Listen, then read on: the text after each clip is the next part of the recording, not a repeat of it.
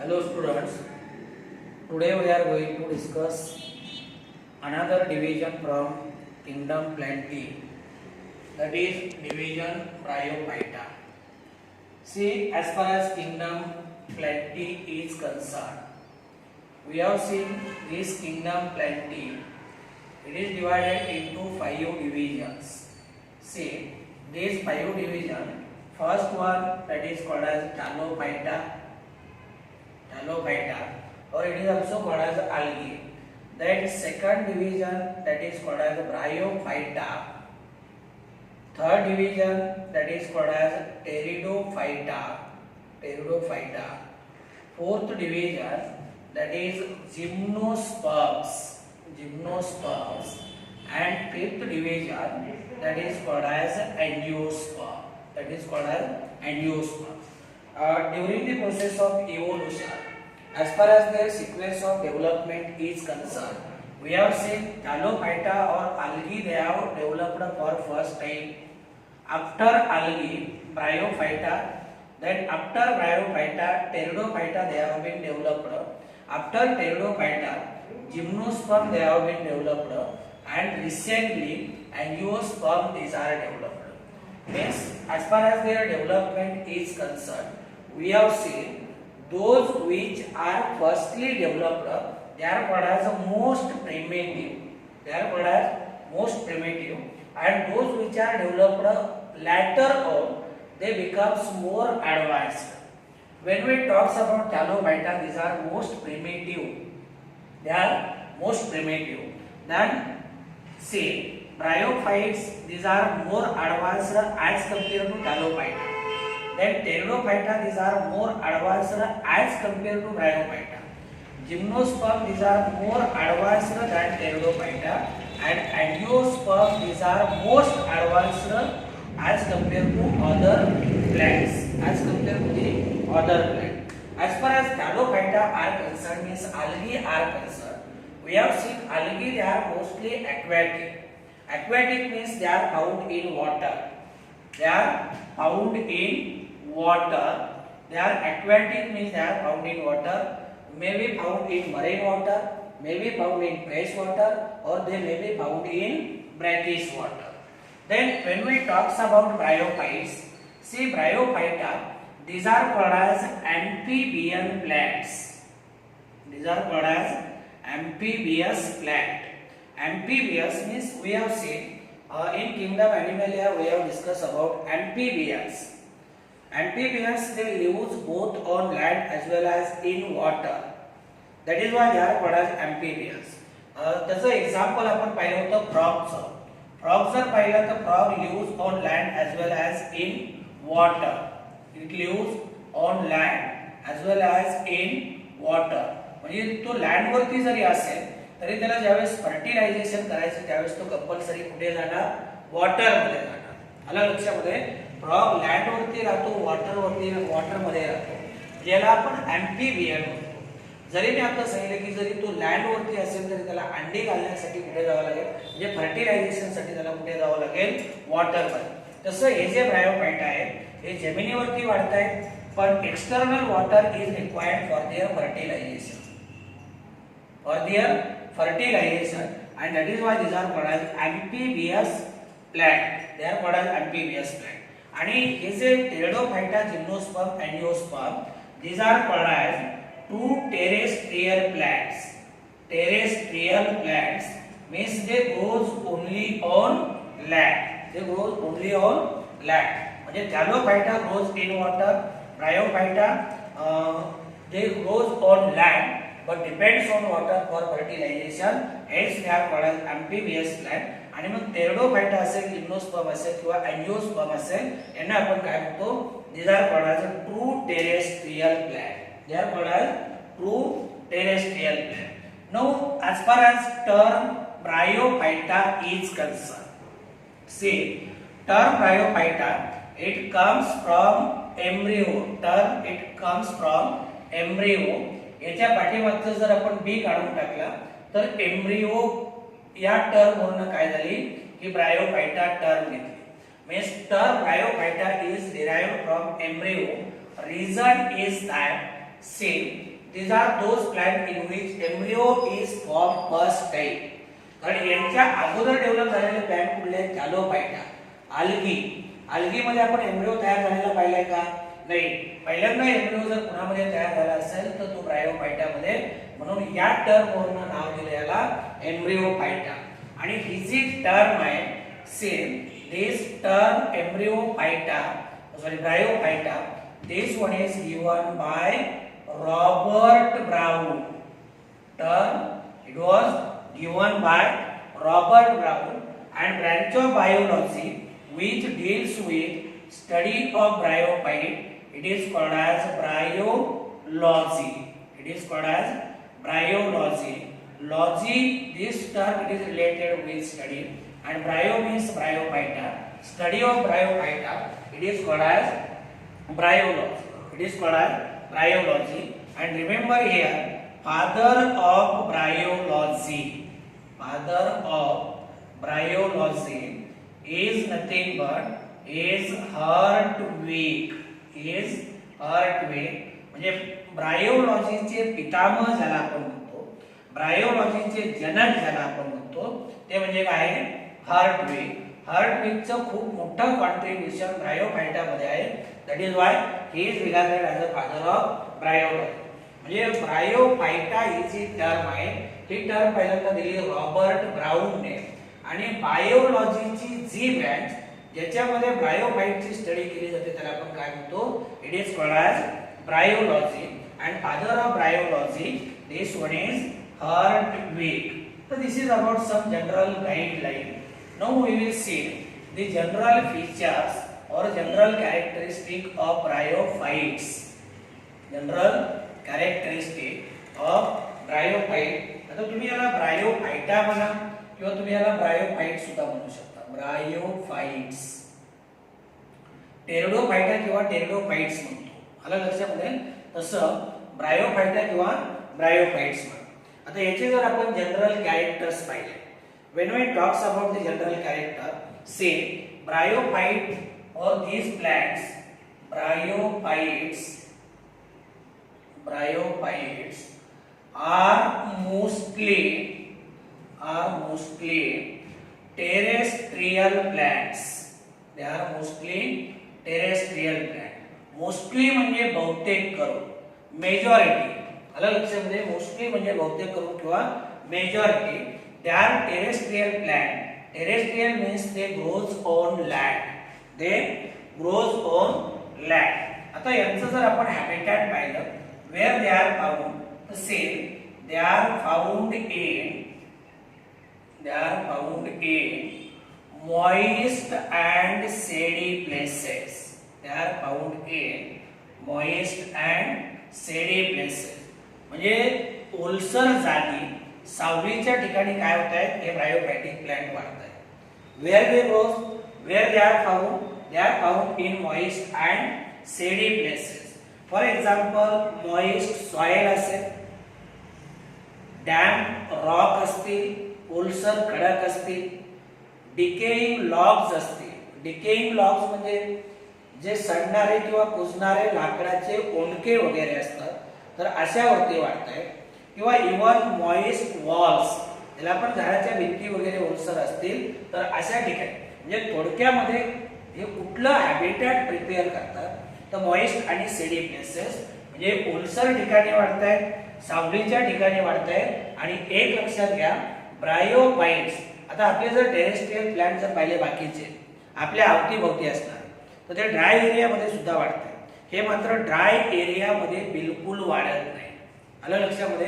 Dry एरियामध्ये बिलकुल वाढत नाही.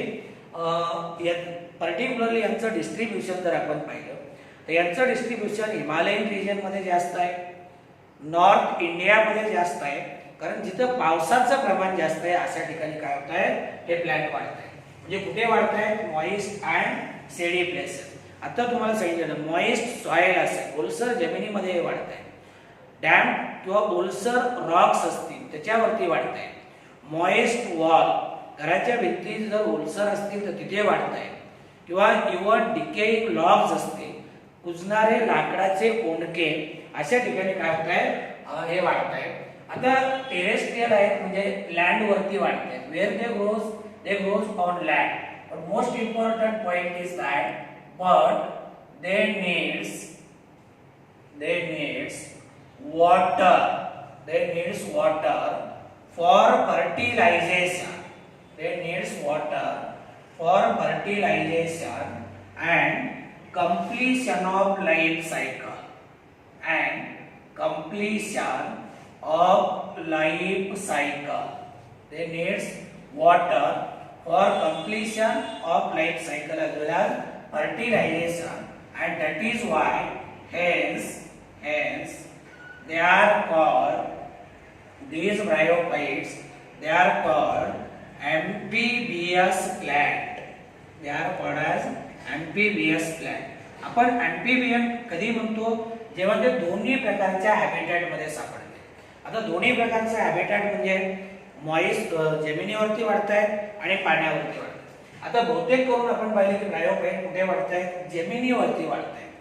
पण दुसरा मुद्दा आपण काय पाहिला की they needs water, external water for fertilisation. म्हणजे जर वॉटर नाही तर यांचं काय होणार नाही, फर्टिलायझेशन होणार आहे. आलं लक्षामध्ये.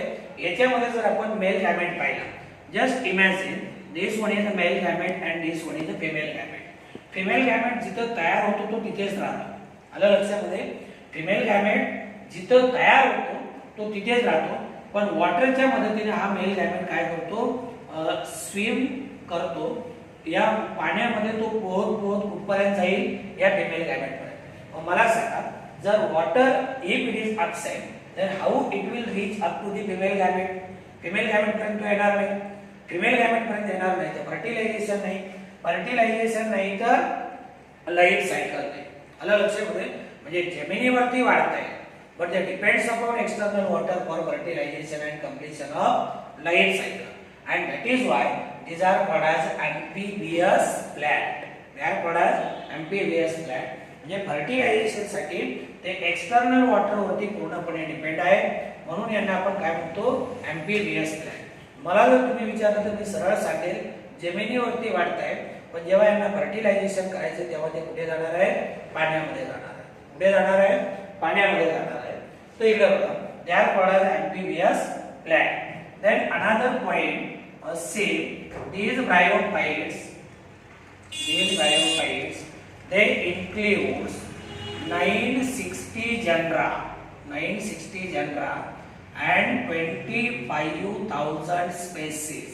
आता हे जे डिस्ट्रीब्यूशन आहे, this distribution it is all over the world. It is all over the world. म्हणजे यांच्या जर आपण एकूण स्पेसीज पाहिल्या तर स्पेसीज किती आहे, 25,000 आणि जनरा किती आहे, 960. आता स्पेसीज आणि जनरा जर आपण पाहिलं तर इकडे बघा, स्पेसीज जर आपण पाहिलं ना, स्पेसीज कुणाला म्हणतो आपण, स्पेसीज म्हणजे it is a group of closely related organism.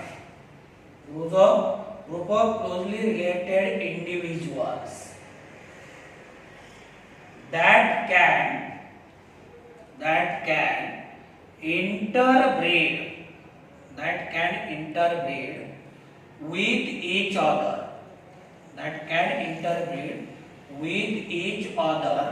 and produce fertile offsprings. याला आपण काय म्हणतो, स्पेसीज. आता group of closely related individual. आता क्लोजली रिलेटेड इंडिव्हिज्युअल म्हणजे यांचे सगळे कॅरेक्टर सारखे आहेत. Group of closely related individual यांचे सगळे कॅरेक्टर सारखे आहेत आणि सगळ्यात महत्त्वाचं म्हणजे they can interbreed truly and produces fertile offspring.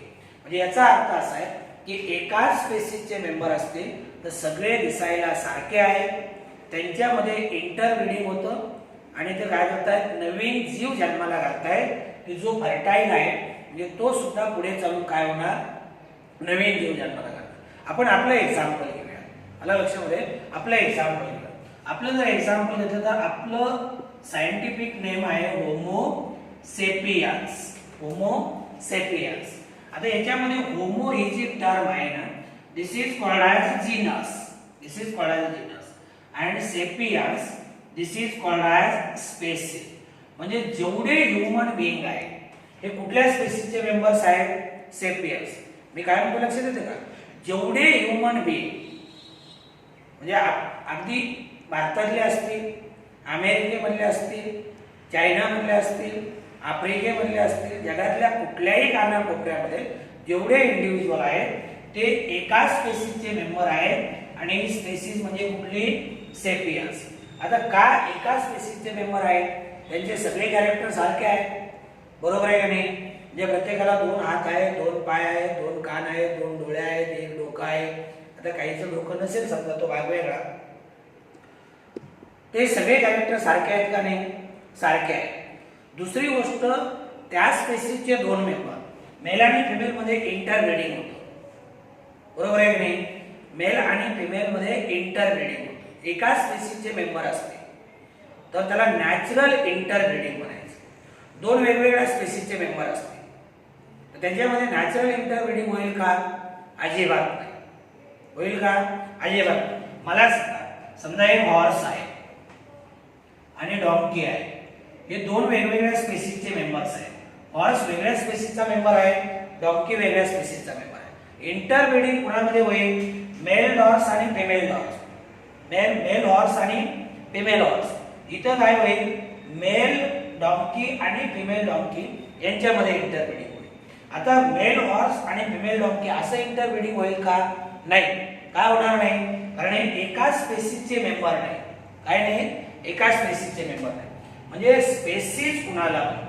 Species अशा इंडिव्हिज्युअलचा समूह आहे का ज्यांचे सगळे कॅरेक्टर सारखे आहेत. ज्यांचे सगळे कॅरेक्टर सारखे आहेत.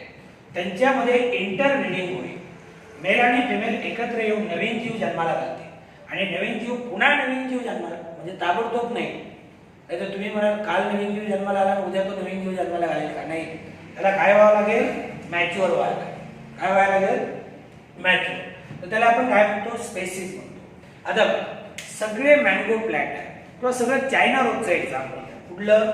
चायना रोज. सगळे जे चायना रोज प्लांट आहे हे एका स्पेसीसचे मेंबर्स आहेत, रोजा सायनेन्सिस. का? तर सगळ्या चायना रोज प्लांटचे कॅरेक्टर सारखे आहेत. त्यांच्यामध्ये इंटरब्रीडिंग होईल आणि ते फर्टाईल ऑफस्प्रिंग काय करतील? जन्माला घालतील. आलं लक्षामध्ये?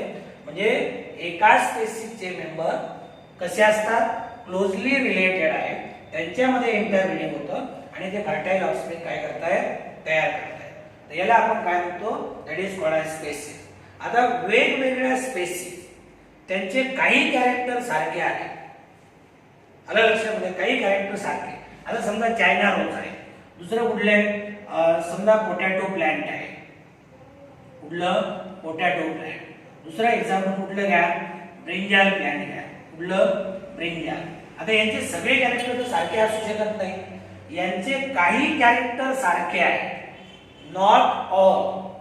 जर काही कॅरेक्टर सारखे असतील तर त्यांना आपण एकाच जीनस मध्ये ठेवतो.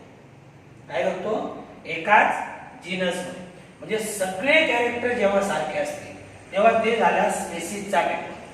पण वेगवेगळ्या स्पेसीस, वेगवेगळ्या स्पेसीस. आता ही वेगळी स्पेसीस आहे, ही वेगळी आहे, ही वेगळी.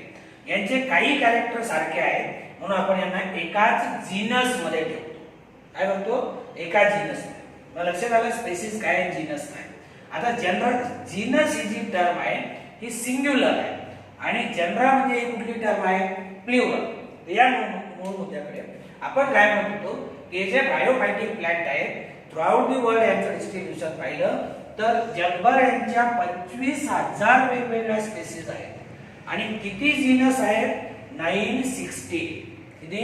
960 means they are distributed in 960 genera and 25,000 species throughout the world.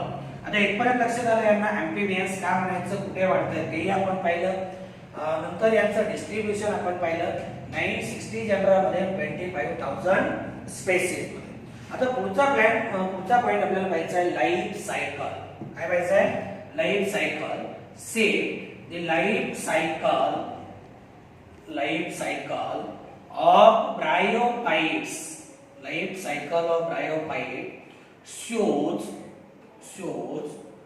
two phases,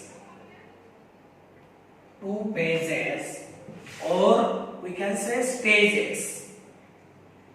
That is, first one gametophytic stage, and second one that is called as sporophytic stage. म्हणजे life cycle आपण दोन part मध्ये divide करतो. एक म्हणजे गॅमेटोफायटिक stage आणि दुसरं म्हणजे स्पोरोफायटिक स्टेज. आता याच्यात इथं जर तुम्हाला सांगायचं झालं तर इकडे लक्ष द्या. जगामधलं कुठलंही प्लॅनेट किंवा अर्थ सरफेस वरती कुठलाही प्लॅनेट जगामध्ये का आले तर दोन गोष्टी आहेत किंवा प्लॅनेट दोन प्रकारचे आहेत. एक म्हणजे गॅमेटोफाइट आणि दुसरं म्हणजे स्पोरोफाइट. गॅमेटोफाइट या जगामध्ये का आले? ज्यांचं एकच काम आहे गॅमेट फॉर्मेशन, काय तयार करण्यासाठी? Gamete formation. आणि तुम्ही जर मला विचारले की सर स्पोरोफाइट कशासाठी आले, तर स्पोरोफाइट या जगामध्ये आले स्पोर फॉर्मेशन साठी. लक्षात येते का मी काय सांगतोय की अर्थ सरफेस वरती कुठलाही प्लॅनेट घ्या तर त्या लाईफ सायकल मध्ये दोन स्टेजेस आहेत, एक गॅमेटोफाइट आणि दुसरी स्पोरोफाइट. आलं लक्षामध्ये? मग माझं म्हणणं असं आहे की गॅमेटोफाइट या जगामध्ये आलेत कशासाठी? एकच काम आहे, त्यांना गॅमेट तयार करायचे. आणि गॅमेट तुम्हाला माहिती आहे दोन प्रकारचे आहेत, एक तर मेल गॅमेट असेल नाहीतर फिमेल गॅमेट. मग स्पोरोफाइट कशासाठी आले त्या जगामध्ये? स्पोर तयार करण्यासाठी. स्पोर तयार करण्यासाठी. तर life cycle of bryophyte it shows two phases, gametophyte आणि sporophyte. That same we have to say vegetative plant body is thalloid or leafy. Say vegetative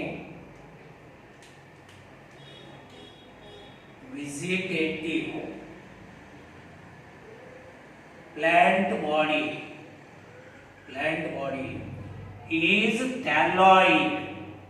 is thalloid or leafy which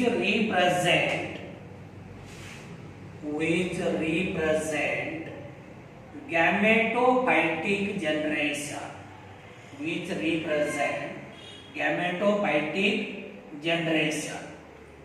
आणि आपण दुसरा point आपण तो इथे लिहूया. Second one that is the spore producing capsule.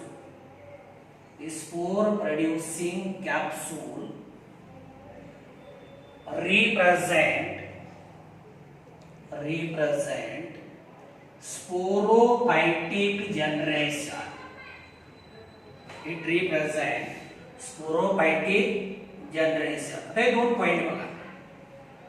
यांचं म्हणणं काय की व्हेजिटेटिव्ह प्लांट बॉडी इज थॅलॉइड.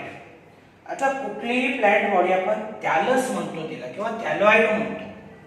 थॅलॉइड कधी म्हणतो? जर त्या प्लांट बॉडीमध्ये रूट नाही, स्टेम नाही, लीफ नाही. बघा आता जनरल जर आपण पाहिलं तर ही समजा सॉइल लेवल कन्सिडर केली. एक आहे this one is called as root. हा जो वरचा जमिनीच्या वरती आलेला भाग आहे याला आपण स्टेम म्हणतो. काय म्हणतो? स्टेम म्हणतो. आणि समजा इथे काय आहे? समजा हे लीव्हज आहे. काय आहे? हे लीव्हज आहे. तर कुठल्याही प्लांट बॉडीला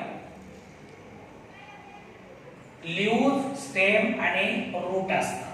बरोबर आहे? आता जर समजा तुम्ही रिक्सिया किंवा मार्केन्सिया सारखी प्लांट बॉडी पाहिजे तर याच्यामध्ये तुम्हाला लीव्हज दिसताय? नाही. स्टेम दिसताय? नाही. लीफ दिसताय? नाही. मग काहीच नाही. जी प्लांट बॉडी ज्याला रूटही नाही, स्टेमही नाही आणि लीफही म्हणजे कुठलाच अवयव आहे का? नाही. याला आपण निरअवयवी शरीर म्हणतो. कुठलं? निरअवयवी शरीर. म्हणजे रूट नाही, स्टेम नाही, लीफ नाही, तेव्हा त्याला आपण काय म्हणतो? थॅलॉइड. पण काही ब्रायोफाइट असेल यांच्यामध्ये आपल्याला लिपी स्ट्रक्चर दिसतंय. इथं ठेवणाऱ्याचं एक्झाम्पल बघा दिसतं. ऍक्च्युअली ट्रू लिप नाही, काय नाही, ट्रू लिव्स नाही, ट्रू लिव्स नाही, हे लिप लाईक आहे. उगा आपल्याला भास होतोय की लिप आहे, काना असल्यासारखे दिसतंय. तर हे थॅलॉइड असतील किंवा लिपी असेल तर त्याला आपण काय म्हणतो, that is called as gametophytic generation. काय म्हणायचं gametophytic generation? Because they produces gamete, they produces gamete. आता इथं रिक्सिया काय करणार, मेल गॅमेट फिमेल गॅमेट तयार करणार. हे मेल आणि फिमेल गॅमेट हिडन असतं त्याच्यामध्ये. काय असतात? हिडन. मार्टेन्सिया हे जे थॅलस आहे हे सुद्धा मेल गॅमेट फिमेल गॅमेट तयार करते. म्हणजे कुठलं जनरेशन दाखवतंय? गॅमेटोफायटिक जनरेशन. आता इथं जर तुम्ही पाहिलं ठेवणार यामध्ये तर हे जे जनरेशन आहे ना याला आपण काय म्हणतो, इट इज कॉल्ड ॲज गॅमेटोफाइट. काय म्हणतो? गॅमेटोफाइट. आणि हे जे जनरेशन तुम्हाला इथपर्यंत दिसतंय याला आपण स्पोरोफाइट म्हणतो. काय म्हणतो? स्पोरोफाइट. आता इथं याच्यामध्ये गॅमेट तयार होतात म्हणून हे गॅमेटोफायटिक जनरेशन झालं. आणि इथं जो कॅप्सूल दिसतो का नाही, या कॅप्सूल मध्ये काय तयार होतात? स्पोर्स तयार होतात. काय तयार होतात? स्पोर. आणि हे स्पोर जर्मिनेट झाले तर पुन्हा काय तयार होणार? गॅमेटोफाइट. गॅमेटोफाइट पासून पुन्हा पुन्हा कोण तयार होणार? स्पोरोफाइट. आलं लक्षामध्ये? तर काय सांगत होतो, व्हिजिटेटिव्ह प्लांट बॉडी जी आहे हे थॅलॉइड असेल किंवा लिपी असेल, ही व्हिजिटेटिव्ह प्लांट बॉडी काय दाखवते? गॅमेटोफायटिक जनरेशन. म्हणजे इथं काय तयार होतात? गॅमेटोफाइट. आणि स्पोर प्रोड्युसिंग कॅप्सूल, कॅप्सूल बघितलं ना आपण आता, त्या कॅप्सूल मध्ये स्पोर्स तयार होतात. Spore producing capsule it represent sporophytic generation. It represent sporophytic generation. आता परत एकदा बघा, ब्रायोफाइट मध्ये रूट आहे का? नाही. स्टेम आहे का? नाही. लिव्स आहेत का? नाही. आलं लक्षामध्ये? पण आपण कधी कधी म्हणतो root like, stem like, leaf like, but actually these are not true. These are not true. Leaves, stem and leaf. Then we have to discuss next point. See, now next point, that is bryophyte. Bryophytes possesses root-like structure. Root-like structures which are called rhizoids. This is very important point. Root-like structure म्हणजे true route आहेत का? नाही. मी आता तुम्हाला सांगितलं की यांच्यामध्ये true route नाही, ट्रू स्टेम नाही, ट्रू लीफ नाही, पण यांच्यामध्ये रूट लाईक स्ट्रक्चर आहे. यांना आपण काय म्हणतो? these are called as rhizoids. These are called as rhizoid. म्हणजे रूट सारखे नाही, रूट नाही. Actually they are not true root but root like structure. म्हणजे थोड्याफार प्रमाणात रूटशी साधर्म्य असलेलं स्ट्रक्चर यांना आपण काय म्हणतो? these are called as rhizoids. And see, these rhizoids are unicellular. Rhizoids are unicellular in liverworts and multicellular in mosses. They are multicellular in mosses. आता रायझोइड युनिसेल्युलर कुणामध्ये? एक पेशी कुणामध्ये? लिव्हरवर्ट्स मध्ये. बरं, लिव्हरवर्ट्सचे एक्झाम्पल कुठले आहेत? रिक्सिया आणि मार्टेन्सिया. आता यांना आपण लोअर ब्रायोफाइट म्हणतो. ब्रायोफाइट आपण काय करतो? दोन कॅटेगरीमध्ये डिवाइड करतो. एक लोअर ब्रायोफाइट म्हणजे लिव्हरवर्ट्स आणि हायर ब्रायोफाइट म्हणजे मॉसेस. आता यांना लोअर ब्रायोफाइट का म्हणायचं? these are less developed as compared to the mosses. म्हणजे मॉसेस हायली डेव्हलप्ड आहे म्हणून यांना म्हणायचं हायर ब्रायोफाइट. आणि याच्यापेक्षा कमी डेव्हलप्ड आहे त्यांना म्हणायचं लिव्हरवर्ट्स. तर रायझोइड युनिसेल्युलर कुणामध्ये? लिव्हरवर्ट्स. आणि मल्टीसेल्युलर कुणामध्ये? मॉसेस. आता बघा, रूटचं काम काय आहे? रूटचं काम आहे प्लांट बॉडी सॉइल मध्ये फिक्स करणे, सॉइल मधनं वॉटर आणि मिनरल ऍब्सॉर्ब करणे. मग मला सांगा, जर रायझॉइड रूट लाईक असते तर त्यांना थोड्याफार प्रमाणात का होईना पण रूट सारखी कामं करावी लागतील का नाही? करावी लागतील. म्हणजे ज्याचा अर्थ काय की same these rhizoids they absorbs water and minerals. They absorbs water and minerals. बघा तुमच्या अवतीभोवती जे प्लांट आहे त्याचे रूट कुठे आहेत? जमिनीमध्ये खोलवर गेलेले आहेत. ते काय ऍब्सॉर्ब करतात? वॉटर आणि मिनरल्स. आणि प्लांट बॉडी सॉइल मध्ये फिक्स करण्याचं काम करतात. Same function rhizoid absorb water and mineral and also helps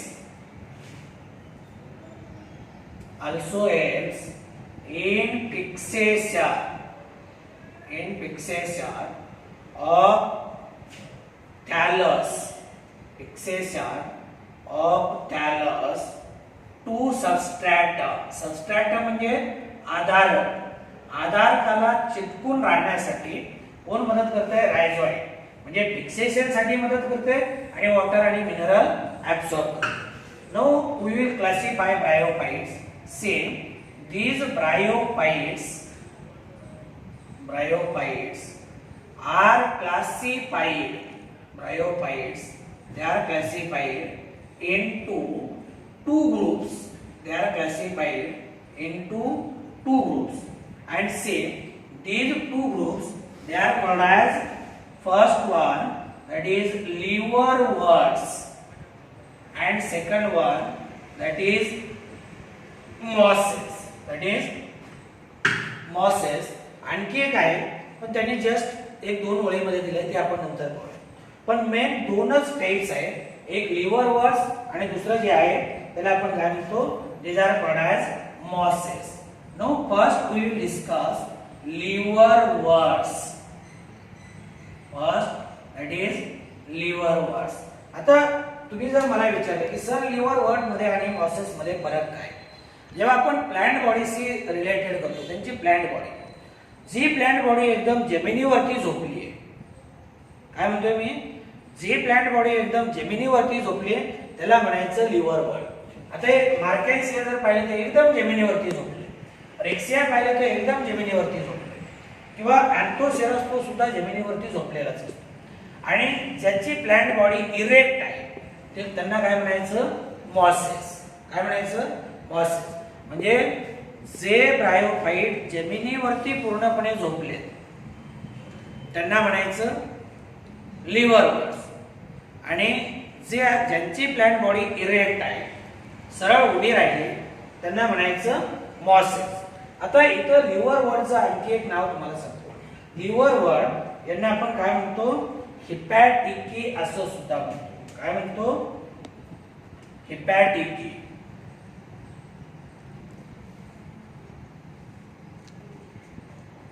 कारण हे हिपॅटिकॉक्सिडाचे मेंबर्स आहे. आणि आपलं जे लिव्हर आहे का, जर तुम्ही हे पाहिलं मार्केन्सिया वगैरे पाहिलं तर यांचं स्ट्रक्चर जवळपास किंवा त्याचा अपीअरन्स आपल्या लिव्हर सारखा दिसतो. कशासारखा? लिव्हर सारखा. म्हणून त्यांना आपण काय म्हणतो? लिव्हरवर्ट. आता दोन गोष्टी लक्षात आल्या. काय? लिव्हरवर्ट म्हणजे लोअर ब्रायोफाइट आणि मॉसेस म्हणजे हायर ब्रायोफाइट. यांची प्लांट बॉडी प्रोस्टेट जमिनीला झोपली आणि यांची प्लांट बॉडी कशी आहे? इरेक्ट आहे. कशी? इरेक्ट. तसे लिव्हरवर्ट्स these are lower members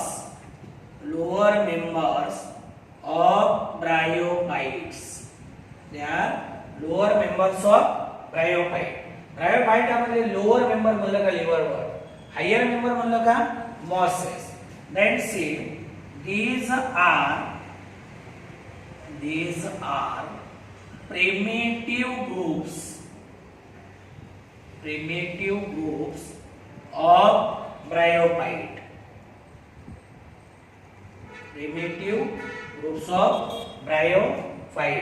primitive आहे म्हणजे मॉसेसच्या अगोदर डेव्हलप झालेले. आलं लक्षामध्ये? मॉसेसच्या अगोदर डेव्हलप झाले. देन सी गॅमेटोफाइट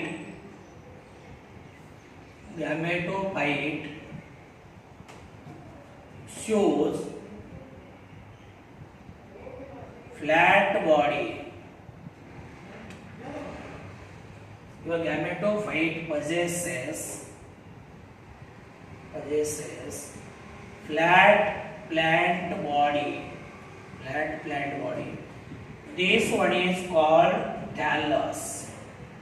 जसे फ्लॅट आहे चट्टा आहे जमिनीला झोपले. The gametophyte it possesses flat body that is called as thallus. And same when we talks about thallus, here we can say that thallus is green, then it is dorsiventral, then it is prostrate with unicellular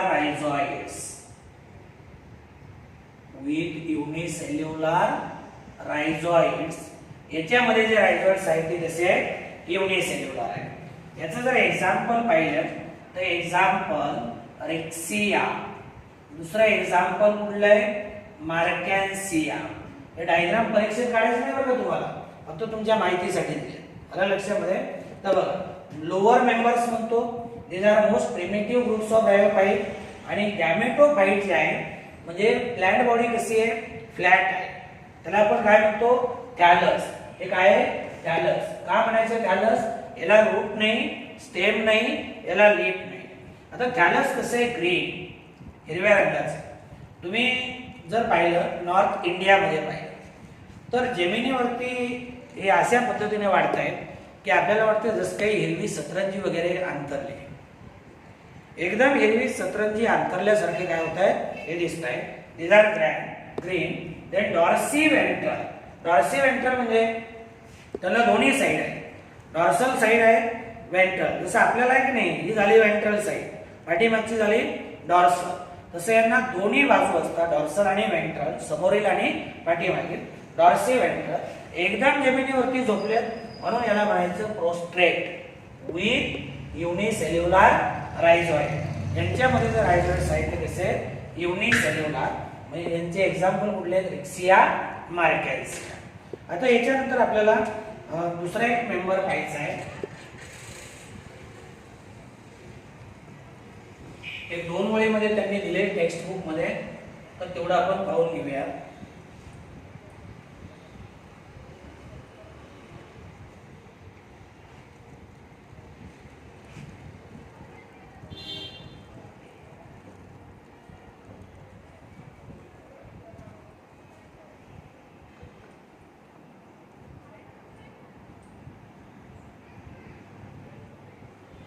तो दुसरे जे पाहिजे आपल्याला अँथोसेरॉस बद्दल पाहिजे.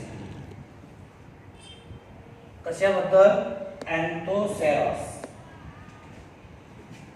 मी सरळ 2 ओळीमध्ये सांगतो अँथोसेरॉस,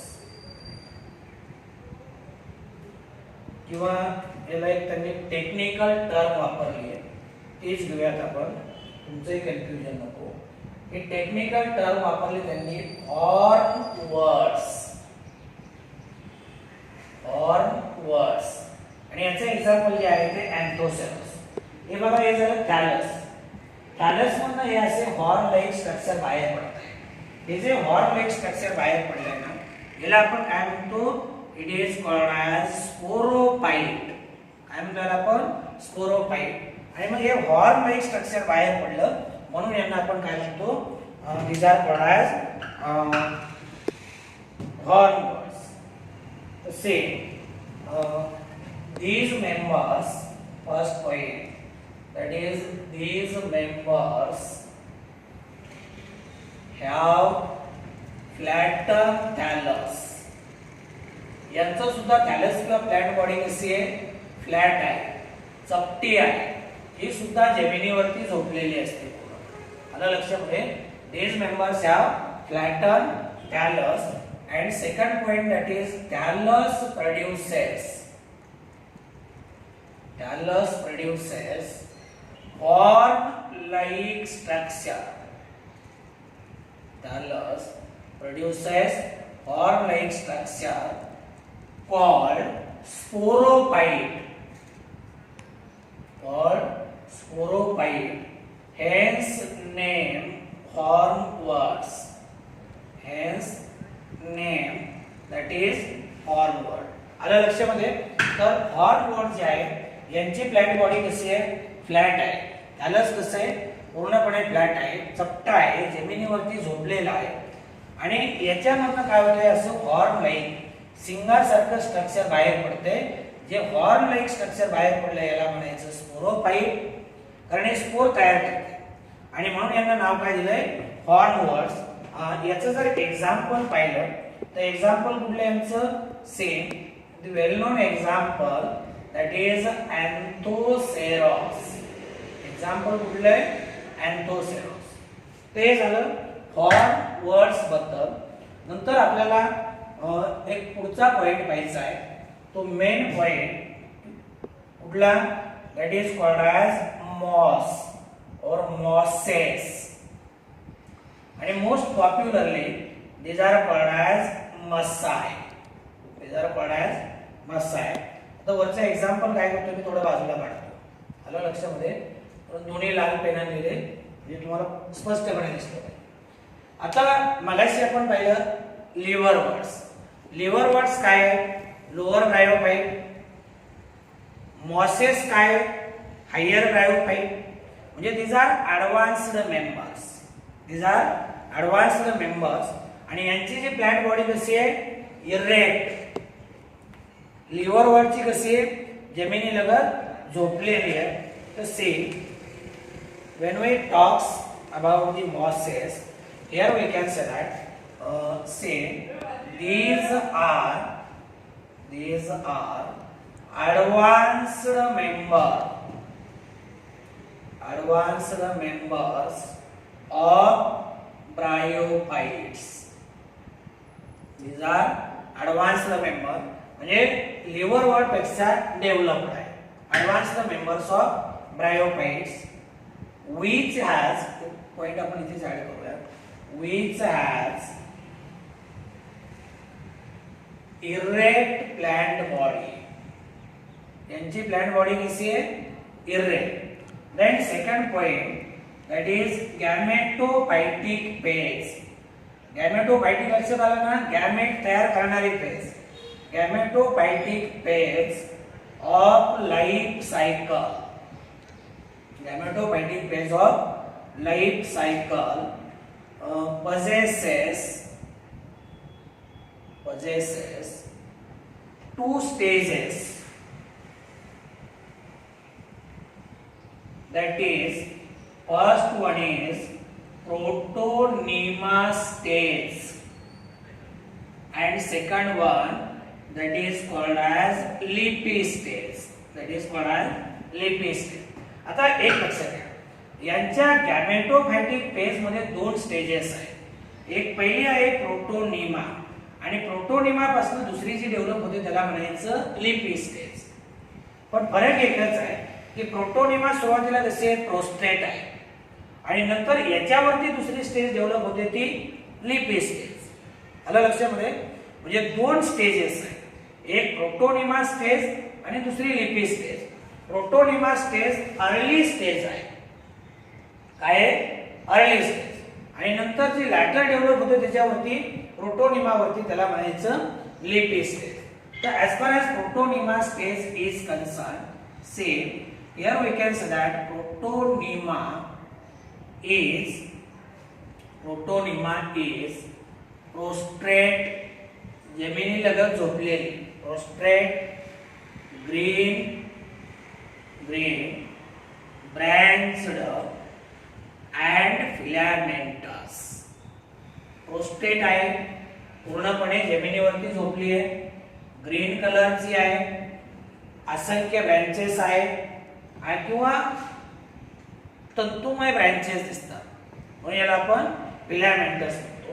प्रोटोनिमा स्टेज जी आहे ना, मी आता याला सांगितलं प्रोटोनिमा स्टेजला मी काय म्हणलं, this one is also called as juvenile gametophyte. म्हणजे ही अर्ली स्टेज आहे. काय early stage. Protonema is prostrate, green, branched and filamentous. Then see protonema it bears, this stage bears many birds, and remember here, each bird it gives rise to the leafy stage, म्हणजे protonema किंवा ज्युवेनाइल किंवा early phase जे आहे याच्यामध्ये काय होत आहे, they bears many birds and each bird it develop into leafy stage, हे लक्षात आलं इथपर्यंत. बरोबर बघा बरं का, गॅमेटोफाइट जे आहे ते आपण काय करतो, दोन स्टेजेस मध्ये डिवाइड करतो, एक प्रोटोनिमा स्टेज आणि दुसरं लेपी स्टेज. आलं लक्षामध्ये. प्रोटोनिमा कसे पाहिले, प्रोस्ट्रेट ग्रीन ब्रँच्ड फिलामेंटस, आणि प्रोटोनिमा स्टेज जे आहे it bears many birds. Each bird when germinate it produces leafy stage. म्हणजे याचा अर्थ काय आहे की व्हेजिटेटिव्ह रिप्रोडक्शन साठी ही स्टेज मदत करते. Thus protonema helps in vegetative reproduction. It helps in vegetative reproduction. कशासाठी मदत करते, व्हेजिटेटिव्ह रिप्रोडक्शन. आता पुढचा जो पॉइंट याच्यामध्ये आपल्याला पाहायचा आहे की सेकंड स्टेज दॅट इज लिपी स्टेज. आपण स्पोरोफाइट्स पाहतो बरं का, लिपी स्टेज. आता लिपी स्टेज जर आपण पाहिले तर लिपी स्टेज इज और हैज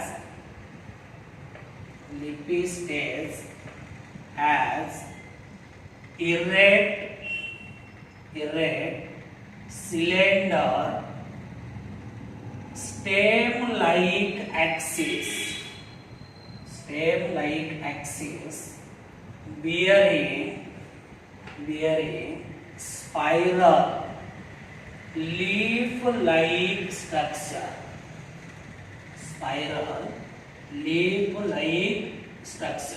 आता ही जी लिपी स्टेज आहे काय, लिपी स्टेज यांनी काय सांगितले की लिपी stage has erect cylinder, the stem like structure. True stem आहे का, नाही, स्टेम लाईक आणि लीफ लाईक स्ट्रक्चर. या स्टेम वरती स्पायरली अरेंज असतात, स्पायरली अरेंज. हे सुद्धा ट्रू लीव्स नाही. यांनी एक टर्म वापरली, जे स्टेम लाईक स्ट्रक्चर दिसतंय ना याला आपण म्हणतो कोलॉइड. आणि जे लीफ लाईक स्ट्रक्चर आहे ना याला आपण काय म्हणतो, पायलॉइड. म्हणजे लिपी स्टेज मध्ये स्टेम लाईक स्ट्रक्चर आहे, लीफ लाईक स्ट्रक्चर आहे. आलं लक्षामध्ये. आता ही जी दुसरी स्टेज आहे लिपी stage,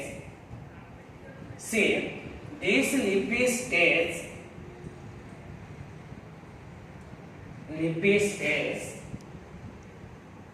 is fixed in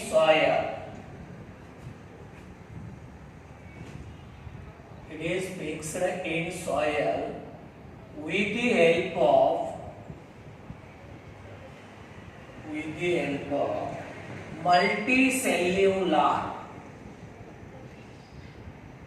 multicellular branched rhizoids.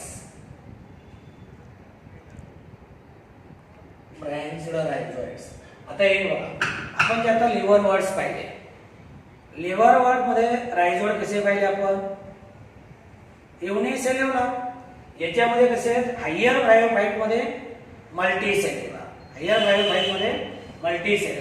तर इथे बघा, फ्युनारियाचं जर आपण एक्झाम्पल घेतलं तर हे मल्टीसेल्युलर ब्रँच्ड रायझोइड्स आहे.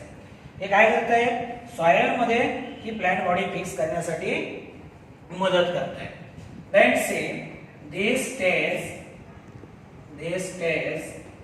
it bears sex organs.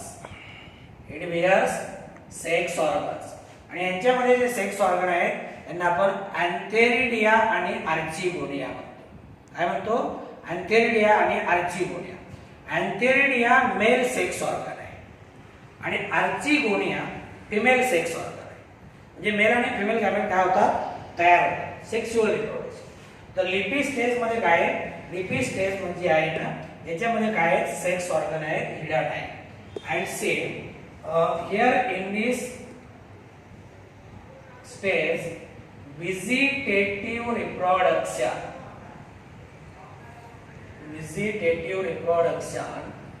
takes place by fragmentation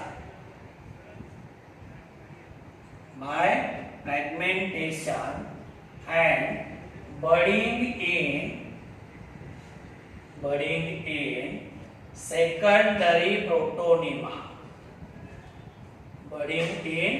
secondary protonema. म्हणजे व्हेजिटेटिव्ह रिप्रोडक्शन जर पाहिलं तर याचे असे तुकडे पडतील. काय होतील, तुकडे पडतील. पडला की नाही सेपरेट तुकडा, हा एक तुकडा पडला, नवीन प्लांट तयार होईल, त्याला म्हणायचं फ्रॅगमेंटेशन. तुकडे पडले असे, काय झाले, तुकडे पडले. आणि बडिंग इन सेकंडरी प्रोटोनिमा म्हणजे इथं काय होतील, बड तयार होतील. हे बड डेव्हलप होतील कशामध्ये, नवीन प्लांट बॉडीमध्ये. याचे एक्झाम्पल जर पाहायचं झालं तर एक्झाम्पल आहे प्युनारिया, दूसरा है Polysiphonia, next example that is Sphagnum. तो this is all about the bryophytes. आपण ब्रायोफाइटचे जनरल कॅरेक्टर्स पाहिले, नंतर आपण ब्रायोफाइटचं क्लासिफिकेशन पाहिलं. दोन मेन ग्रुप मध्ये, एक लोअर ब्रायोफाइट्स आणि दुसरं मॉसेस, यांना की आपण हायर ब्रायोफाइट्स म्हणतो. काय म्हणतो, हायर ब्रायोफाइट्स म्हणतो. तर दिस इज अबाउट दी ब्रायोफाइटा.